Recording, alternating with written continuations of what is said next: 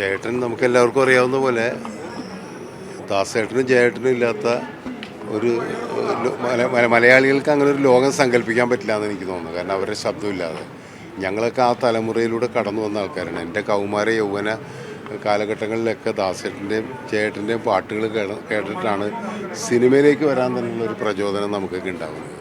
അത്രമാത്രം ഭാവസാന്ദ്രമായ എത്രയോ പാട്ടുകൾ ജയേട്ടൻ പാടിയിട്ടുണ്ട്. ഒരു കാലഘട്ടത്തിൽ കാമുകന്മാരുടെയൊക്കെ ദാസേട്ടൻ്റെ പാട്ടുണ്ട്, ഒപ്പം തന്നെ ജയേട്ടൻ്റെ പാട്ടുകളിലൂടെ ഒരുപാട് പേര് പ്രേമിച്ചിട്ടുണ്ട്. അത്ര മനോഹരമായ പ്രണയഗാനങ്ങളും വിരഹഗാനങ്ങളും ഒക്കെ നമുക്ക് സമ്മാനിച്ചിട്ടുള്ള ആളാണ് ജയേട്ടൻ. ഇപ്പോൾ സിനിമയിലേക്ക് വന്നതിന് ശേഷം ഞാനും ജയേട്ടനും തമ്മിൽ വളരെ വ്യക്തിപരമായ ബന്ധമുണ്ടായിരുന്നു. ഞങ്ങളുടെയൊക്കെ ഒരു മദ്രാസ് കാലം ഉണ്ടായിരുന്നു. ഇപ്പോൾ ഔസേപ്പച്ചനടക്കം ഞങ്ങളൊക്കെ മദ്രാസിൽ ജീവിക്കുന്ന കാലത്ത് ജയേട്ടൻ ഇടയ്ക്കിടയ്ക്ക് കാണുമായിരുന്നു. ആ സൗഹൃദം പങ്കുവെക്കുകയായിരുന്നു. കുറച്ച് വൈകിട്ടാണ് എൻ്റെ സിനിമയിൽ ജയേട്ടൻ പാടാൻ തുടങ്ങിയത്.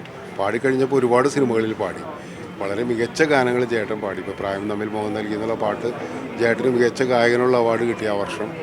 അതിനുശേഷം കല്ലായിക്കടവത്തെയും അമ്മ മനസ്സ്, എന്തേ ഇന്ന് വന്നില്ല, അങ്ങനെ കുറേ പാട്ടുകൾ ജയേട്ടൻ പാടിയിട്ടുണ്ട്. എല്ലാം എന്താ പറയുക, മെലഡിയുള്ള സോങ്സ് തന്നെയായിരുന്നു. ജയേട്ടനെ കുറിച്ച് പറയുമ്പോൾ ജയേട്ടന് പകരം വെക്കാൻ വേറൊരു ഗായകനില്ല എന്നുള്ളതാണ്.